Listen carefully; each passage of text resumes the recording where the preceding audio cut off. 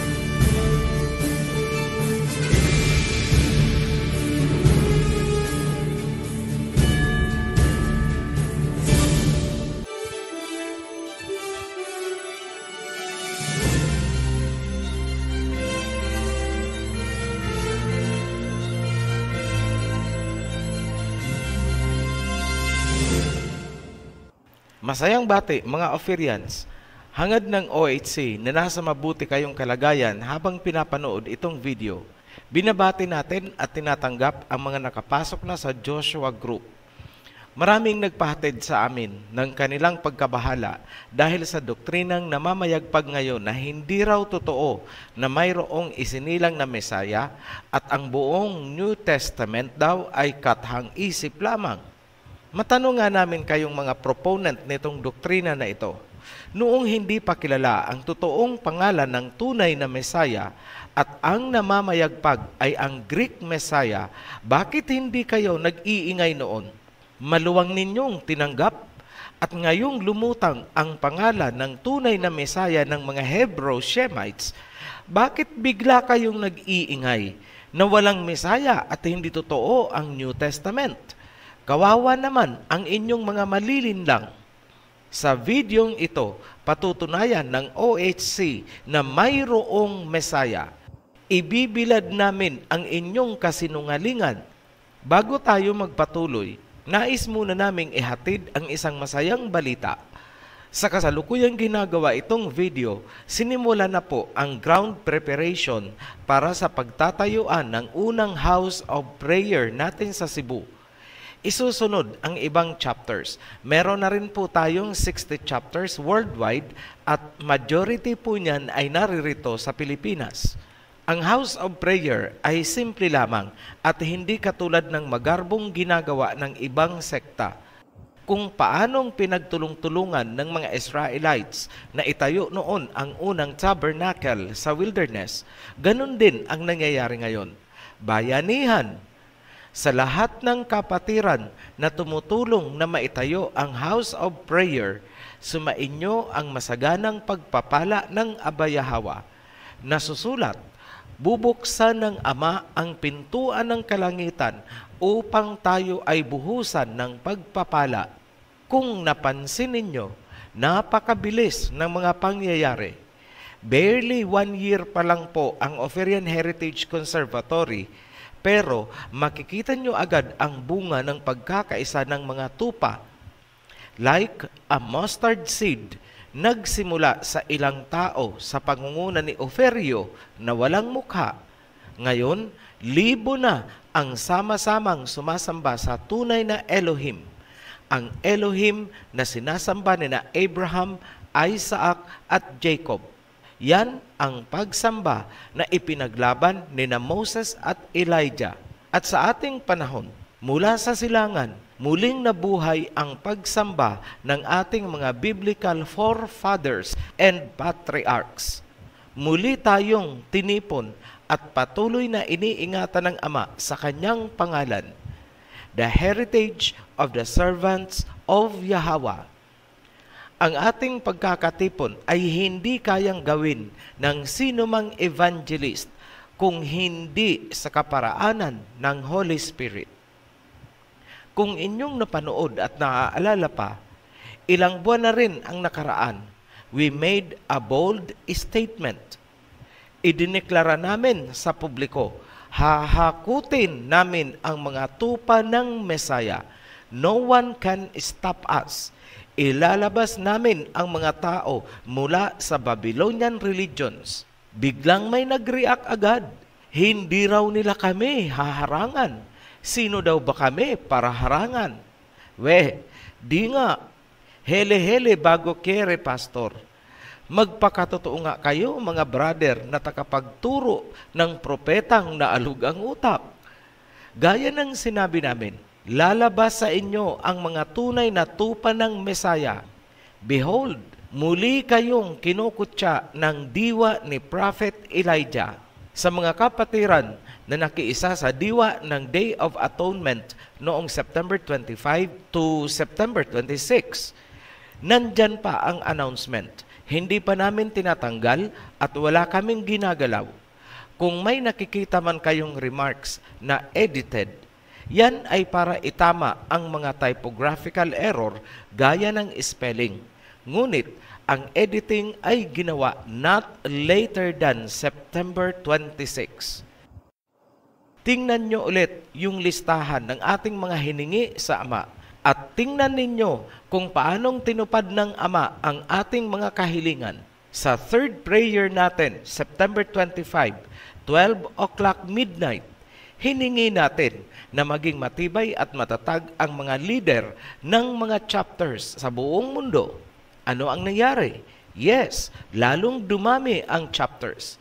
Last census natin, almost 60 chapters na po tayo worldwide and still counting. Sa fourth prayer naman natin, September 26, 9 a.m., hiningi natin na bigkisin sa fraternal love ang mga tupa, magkapatawaran, magkaisa, buong mundo. Natupad ba? Yes. Nilukob ng kapayapaan at pagkakaisa ang kawan. Wala nang bangayan. Lahat nakafocus lang sa salita ng Mesaya. Seek ye first the kingdom, and all these things will be added unto you. We actually seek the kingship of Messiah Yahawashi. We recognized Him as our King.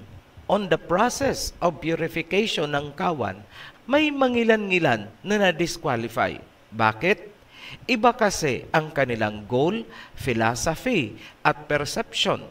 Sinunod nila ang sarili nilang nais, salungat sa wisdom ng Ophirian Heritage Conservatory na naglabas sa kanila mula sa Babylonian religions.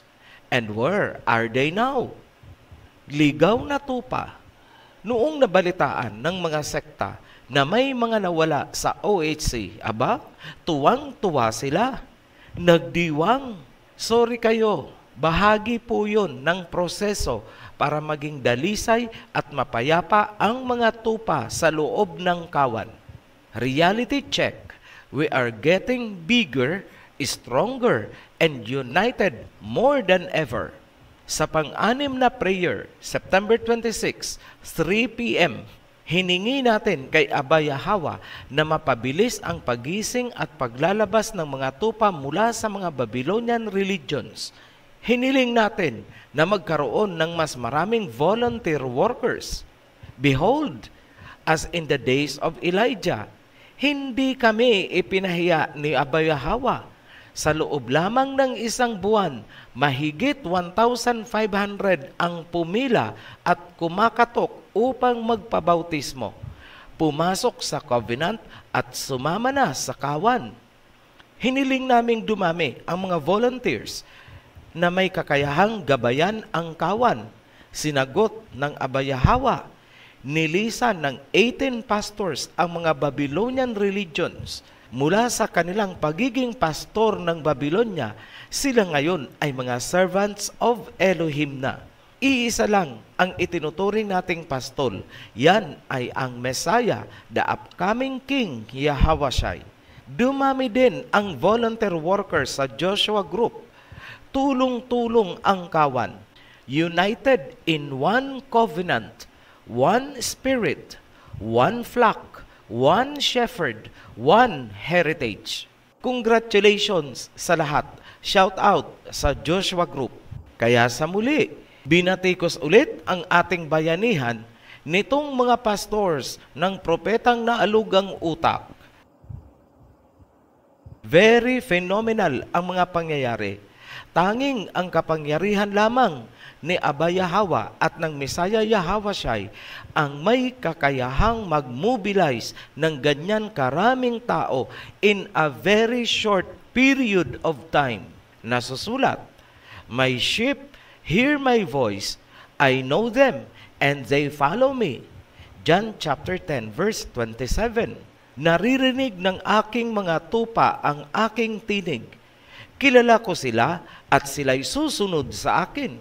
Para sa inyong mga kumukutya, sa mga followers ng OHC teachings, dahil sumusunod sila na hindi nila nakita ang mukha ni Oferio.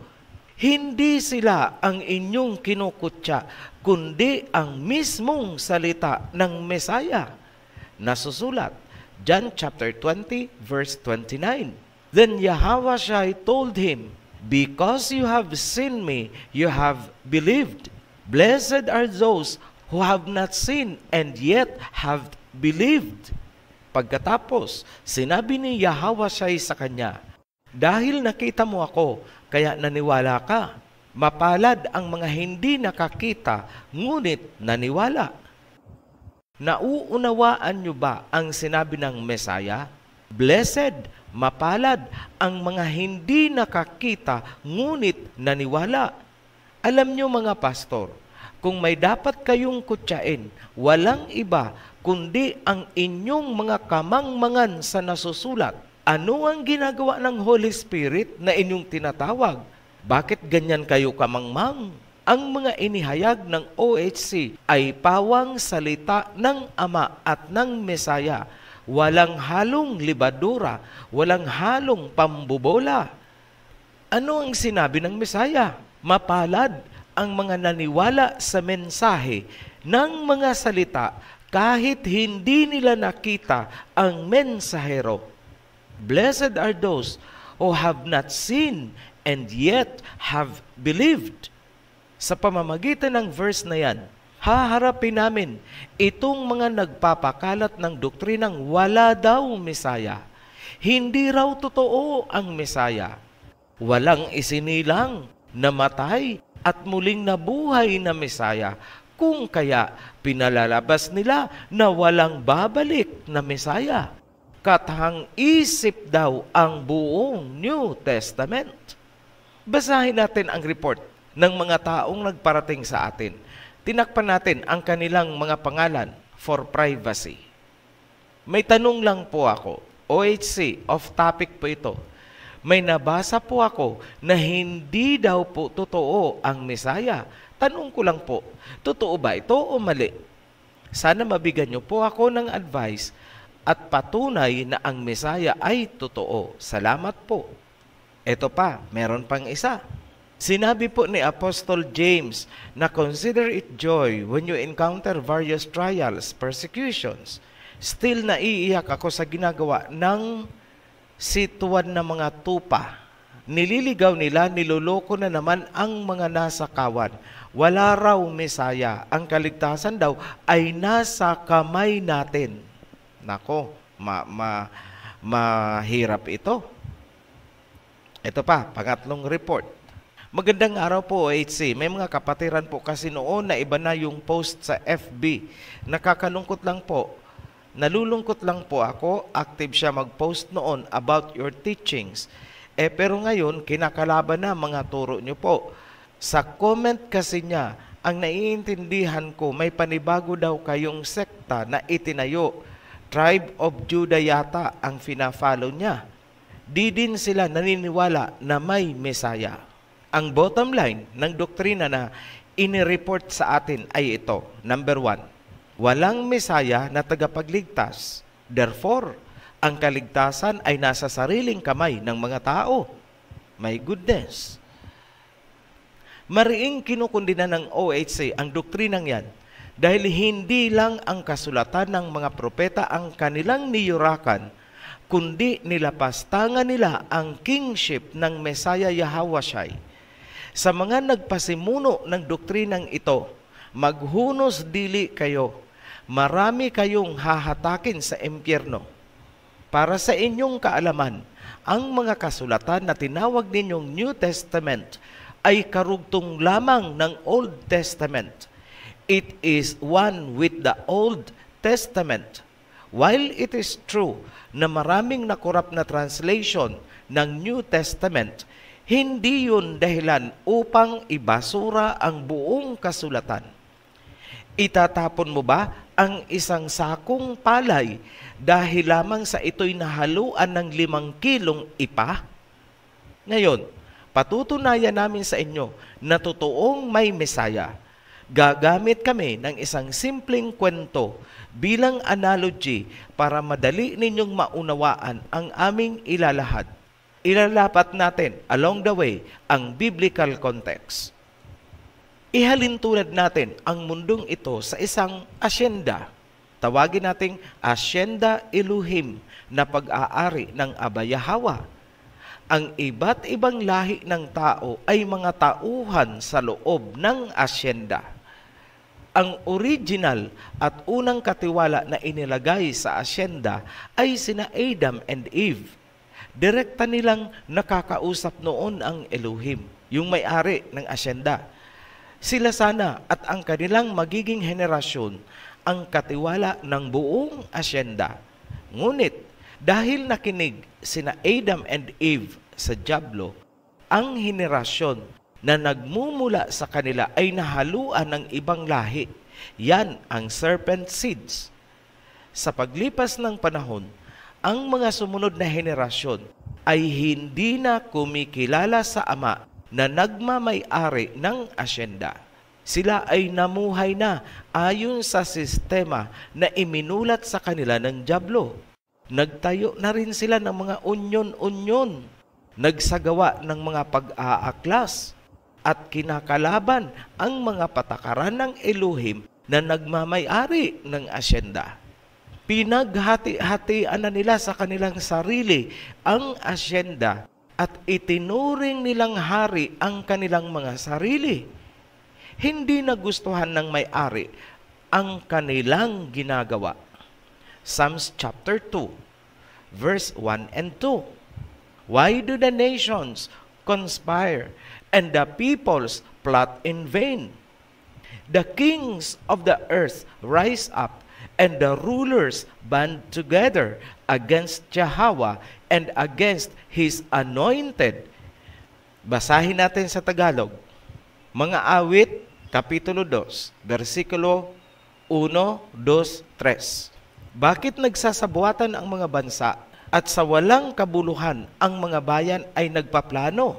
Inihanda ng mga hari sa lupa ang kanilang sarili at ang mga pinuno ay nagsisangguni laban sa Elohim at sa kanyang binuhusan ng langis na nagsasabing, ang kanilang panggapos ay ating lagutin at itapon ang kanilang mga panali mula sa atin. Sa kabila ng mga pangyayari, ang may-ari ng asyenda ay pumili ng isang lahi ng mga katiwala, the chosen people. Yan ang lahi ni Jacob. Isaiah chapter 41 verse 8 hanggang 9. But you, Israel, my servant, Jacob, whom I have chosen, you descendants of Abraham, my friend. I took you from the ends of the earth. From its farthest corners I called you. I said, you are my servant. I have chosen you and have not rejected you. Ngunit ang lahi ni Jacob, bagamat pinili, ay may pagkasuwail. Kung kaya't pinarusahan sila ng Elohim na nagmamay-ari ng asyenda, ngunit hindi talaga tuluyang itinakwil. Kumbaga, tinuruan lang ng leksyon. Pinabayaan sila ng Elohim sa kamay ng mga rebelding naghahari-harian sa asyenda. Nawalan sila ng lupaing tinitirhan, nagkawatak-watak, ang iba ay ginawang mga alipin, at ang iba ay napatay. Ang bahaging ito ay inilahad na natin sa Rizal Series at World Territories Series. Check nyo na lang po ang playlist at panoorin ang bahaging yan. Mahaba po yan. Ganun pa man, dahil sa isang covenant or kasunduan ng Ama kay Jacob, hindi niya talaga totally pinabayaan ang lahi ni Jacob. Sinabi ng Ama, hindi ako nagbago, kung kaya't kayong lahi ni Jacob ay hindi tuluyang nalusaw. Malakay chapter 3 verse 6, I am Yahweh, I change not. Therefore, you sons of Jacob are not consumed.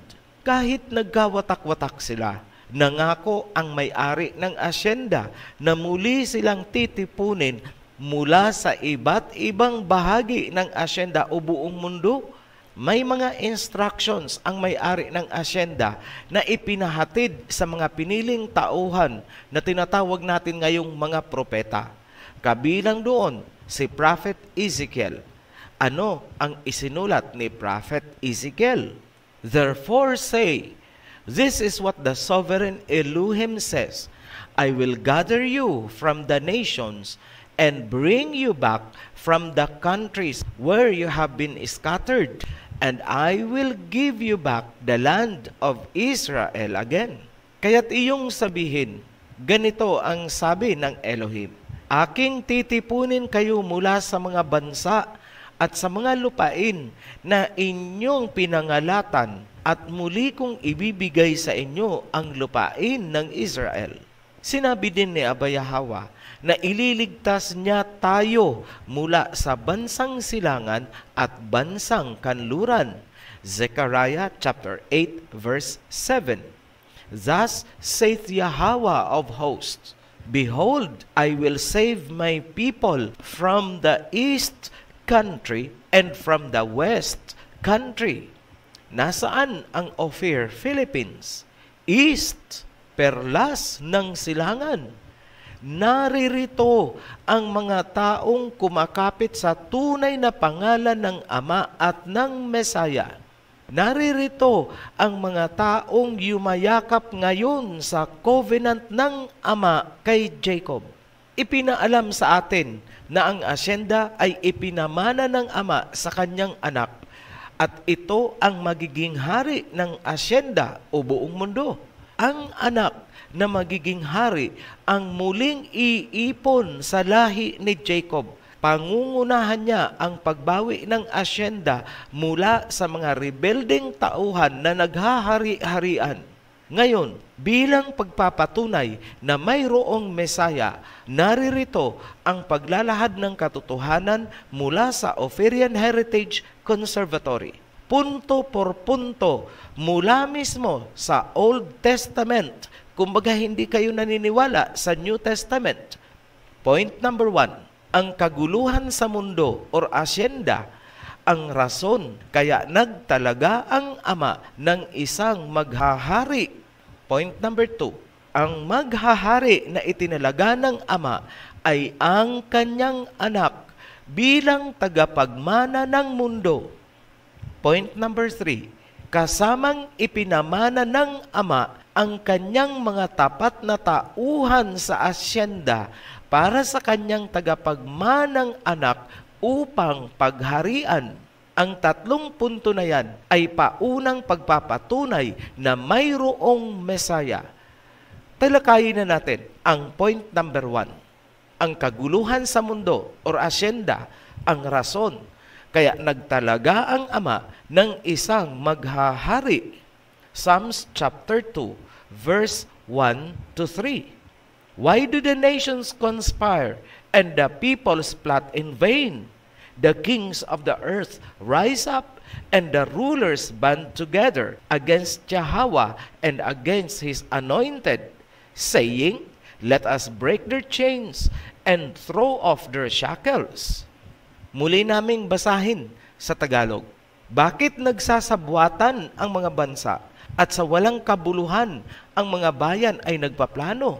Inihanda ng mga hari sa lupa ang kanilang sarili at ang mga pinuno ay nagsisangguni laban sa Elohim at sa kanyang binuhusan ng langis na nagsasabing, ang kanilang panggapos ay ating lagutin at itapon ang kanilang mga panali mula sa atin. Ano ang nakikita niyong dahilan ng Ama? Bakit nagtalaga siya ng isang Mesaya na maghahari? Sagot, ang pagsasabuatan ng mga bansa laban kay Aba Yahweh. Nagsama-sama sila upang kalabanin ang nais ng Ama. Yan ang nakikita nating dahilan mula sa Psalms. Bakit nagtalaga ang Ama ng maghahari sa asyenda o dito sa mundo? Ito ang pundasyon, ang pinaka-premise ng pagkakaroon ng Mesaya.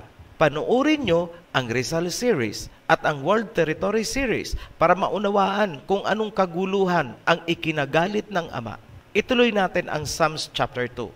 Sa verse 4, nasusulat, the one enthroned in heaven laughs. Yahweh scoffs at them.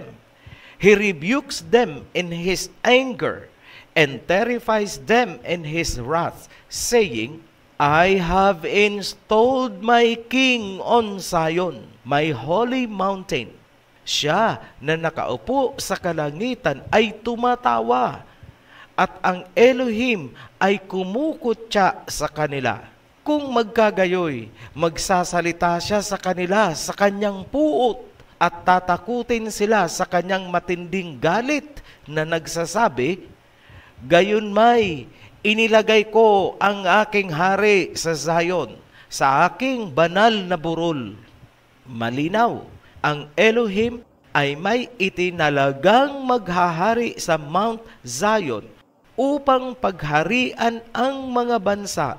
Kung mag-advance reading kayo, ang hari na yan ay ipinakita kay John Revelator sa Book of Revelation. Revelation chapter 14 verse 1. Then I looked, and behold, on Mount Zion stood the Lamb, and with him 144,000 who had his name and his Father's name written on their foreheads. Ang mga ililigtas mula sa bansang silangan at bansang kanluran ay dadalhin sa Jerusalem kasama ng King Yahweh na mag-reign sa buong mundo. Hindi po dadalhin sa langit.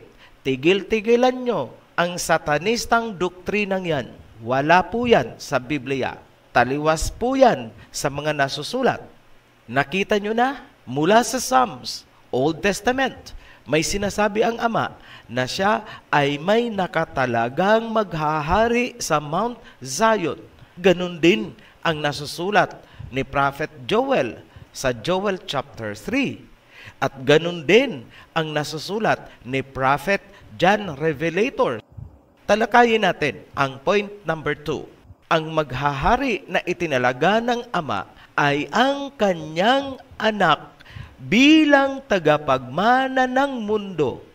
Balik tayo sa Psalms chapter 2, verse 7 hanggang 8. Isa pa itong pagpapatunay na may Mesaya.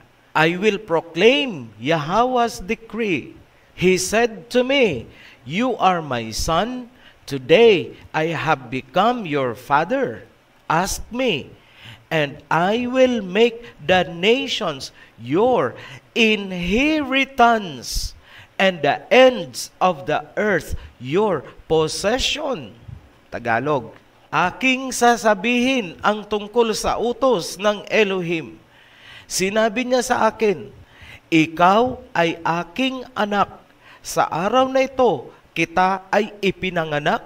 Humingi ka sa akin, at ang mga bansa ay gagawin kong mana mo, at ang mga dulo ng lupa ay magiging iyo. Sila'y iyong babaliin ng pamalong bakal, at dudurugin mo sila gaya ng banga.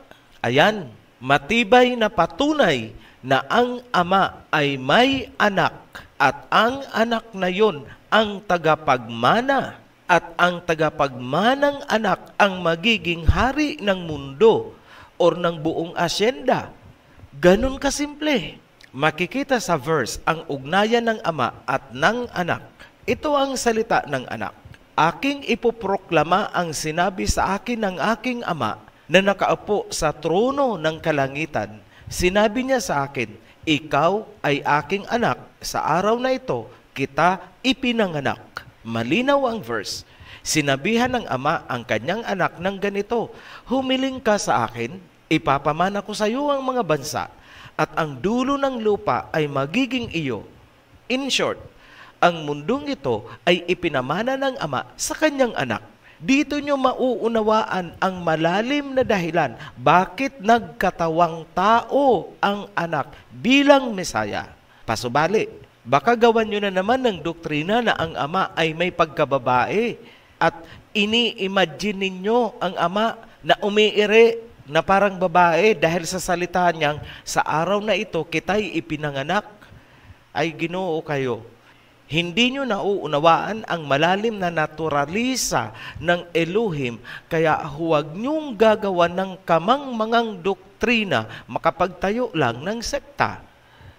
Point number 3. Kasamang ibinigay ng ama ang kanyang mga tapat na tauhan sa asyenda na paghaharian ng kanyang tagapagmanang anak.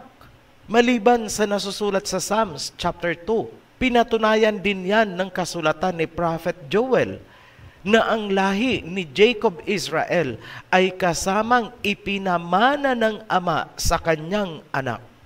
Joel chapter 3 verse 2, I will also gather all nations and will bring them down in the valley of Jehoshaphat and will plead with them there for my people and for my heritage Israel, whom they have scattered among the nations and parted my land. Maliwanag. Sinabi ni Prophet Joel na iipunin ng Mesaya ang mga bansa para sa kapakanan ng kanyang minanang heritage, may Israel. Ang Israel ay ang lahi ni Jacob. Yan ang mga tauhan ng kanyang ama na ipinamana sa kanya.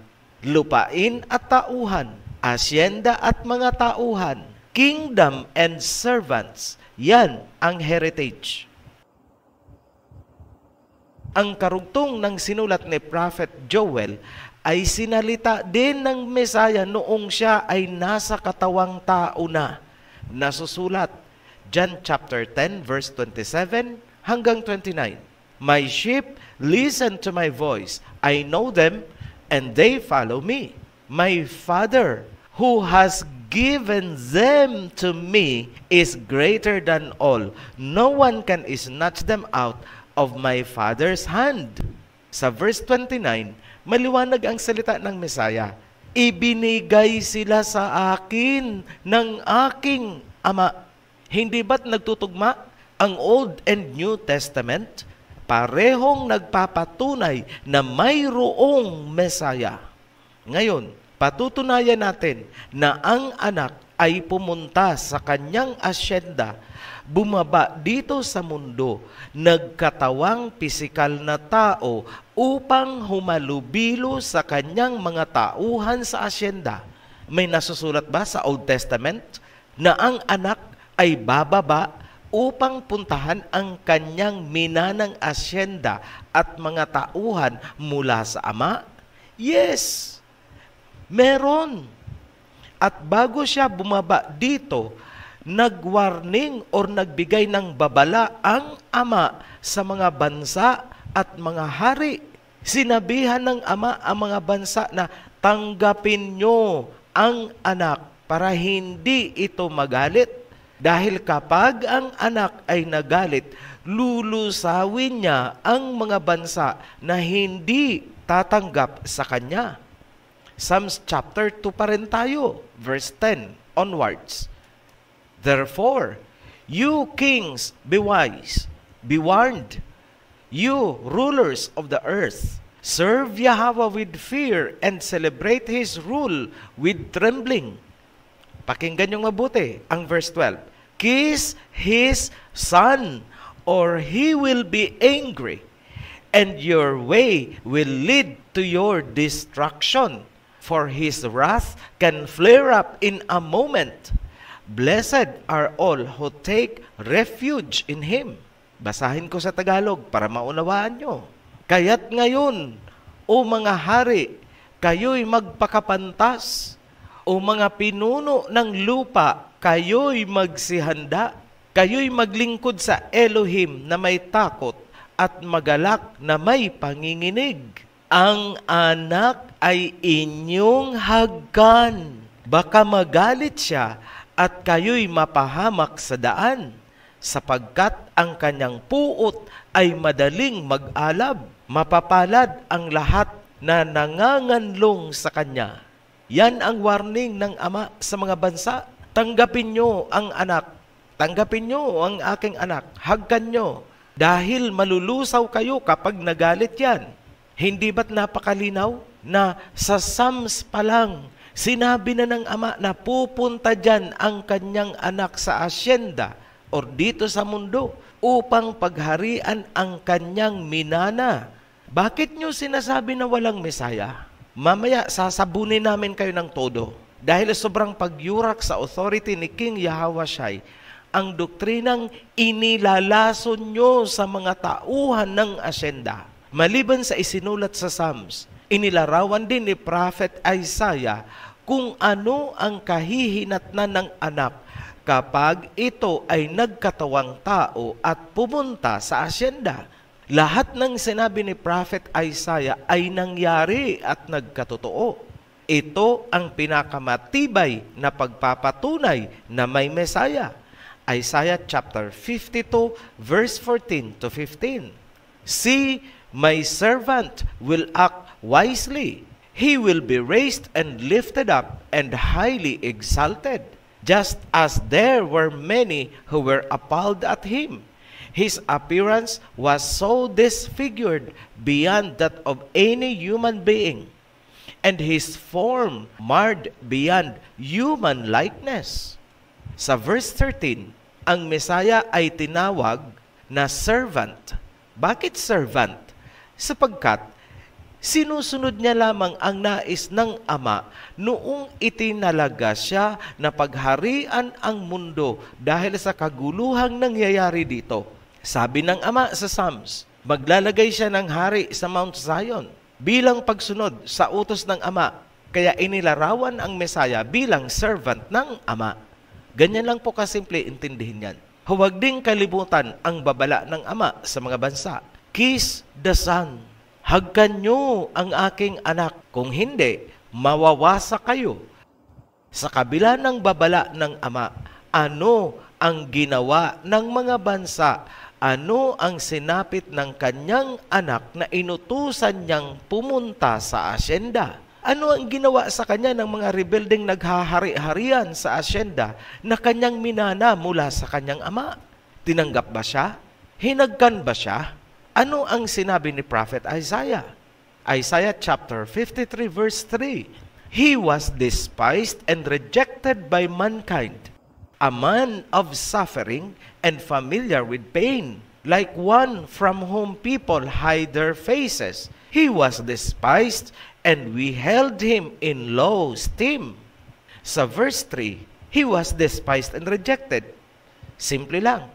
Hinamak at tinanggihan. Verse 5, but he was pierced for our transgressions. He was crushed for our iniquities. The punishment that brought us peace was on him, and by his wounds we are healed. Ganito ang sinasabi sa verse 5. Siya ay tinusok o sinaksak dahil sa ating mga pagkakasala. Tayo ay pinagaling ng kanyang mga sugat. Hindi ba't ang Mesaya ang inilalarawan ni Prophet Isaiah? Verse 6. We all, like sheep, have gone astray. Each of us has turned to our own way, and Yahweh has laid on him the iniquity of us all. Ganito ang sinasabi sa verse 6. Inilagay sa kanya ni Aba Yahweh ang kasamaan nating lahat. Hindi ba't yan ang isang napakalinaw na patunay na mayroong Mesaya na pumunta? Ito pa, verse 7. He was oppressed and afflicted, yet he did not open his mouth. He was led like a lamb to the slaughter, and as a sheep before its shearers is silent, so he did not open his mouth. Ganito lang kasimple ang sinasabi ng verse 7. He was led like a lamb to the slaughter. Siya ay parang isang tupa na inihatid sa katayan. Hindi ba't ang Mesaya ang tinutukoy? Verse 8, by oppression and judgment he was taken away. Yet, who of his generation protested? For he was cut off from the land of the living. For the transgression of my people, he was punished. Ganito kasimple ang sinasabi ng verse 8. Siya ay tinagpa sa lupain ng mga buhay. Ibig sabihin, pinatay siya. Hindi ba't ang Mesaya ang tinutukoy? Verse 11, after he has suffered, he will see the light of life and be satisfied. By his knowledge, my righteous servant will justify many, and he will bear their iniquities. Pagkatapos ng kanyang paghihirap, makikita niyang muli ang ilaw ng buhay. Ibig sabihin, siya ay muling mabubuhay. Resurrection. Diba? Ang Mesaya ang tinutukoy. Verse 12. Ito, napakahalaga nito. Therefore, I will give him a portion among the great, and he will divide the spoils with the strong, because he poured out his life unto death, and he was numbered with the transgressors. For he bore the sin of many, and made intercession for the transgressors. Ibinuhos niya ang kanyang buhay hanggang sa kamatayan, sapagkat pinasan niya ang kasalanan ng marami at gumawa ng pamamagitan para sa mga nagkasala. Ayan, ang napakadetalyadong paglalarawan ni Prophet Isaiah na kanyang isinulat bago pa man isilang ang Mesaya, ay 100% na pagpapatunay na totoo ang Mesaya dahil ang lahat ng sinulat niya ay nagkatotoo at nangyari sa Mesaya na nasusulat din sa New Testament na inyong sinisipa. Ngayon, kung ipagpipilitan nyo pa rin ang inyong katuruan na walang Mesaya, pasensya na, pero ang sarili nyong aksyon ang nagpapakilala kung sino kayo. Mga anti-Mesaya, mga kampon ni Satanas na naghahari-harian ngayon dito sa mundo. Sa mga critics, magpakasaya na kayo dahil maiksing panahon na lang ang natitira sa inyo. Muli kaming nagpapasalamat sa mga patuloy na naninindigan sa katotohanan. Tibayan nyo ang inyong pananampalataya dahil nagngangalit na ang mga kampon ng serpent seeds. Sa mga new subscribers, welcome to the channel. Sa lahat ng believers, be blessed. Shalom. At kung kayo po ay naliwanagan at nasiyahan sa inyong mapapanood, paki-like and share lang po. Follow the link po. Nasa baba lang. Thank you po.